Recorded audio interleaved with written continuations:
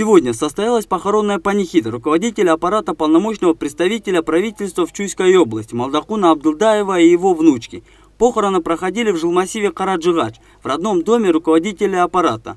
На похоронах присутствовали родные, близкие, друзья, коллеги, государственные служащие, которые непосредственно знали его и работали вместе. Молдокун Абдылдаев родился 22 августа 1960 года в селе Атбаши Нарынской области. Трудовую деятельность начал в 1982 году старшим врачом совхоза имени 25-го партсъезда Атбашинского района. Затем старшим лаборантом Института биохимии и физиологии Академии наук Кыргызской ССР. Так, в последующем он работал во многих государственных должностях. С 2014 по 2018 годы полномочным представителем президента Кыргызстана в Джогорку Кенеше. С 2018 года по настоящее время был руководителем аппарата полномочного представительства правительства в Чуйской области. Абдылдаев Молдокул Абдылдаевичтин үй бүлөсү менен мезгилсиз дүйнөдөн кайткандыгы тууралуу маалыматты терең кайгыруу менен кабыл алдык.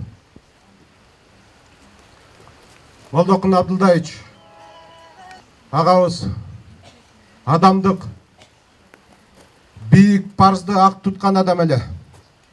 Жан дүйнөсү, руханий байлыгы адамгерчилиги менен айырмаланып турчу. Жора жолдошторуна, бул үй бүлөнүн азабына, кайгысына тең боор толгоп олтурган бардык адамдарга Кыргыз Республикасынын президентинин атынан, Кыргыз Республикасынын президентинин аппаратынан көңүл айтабыз.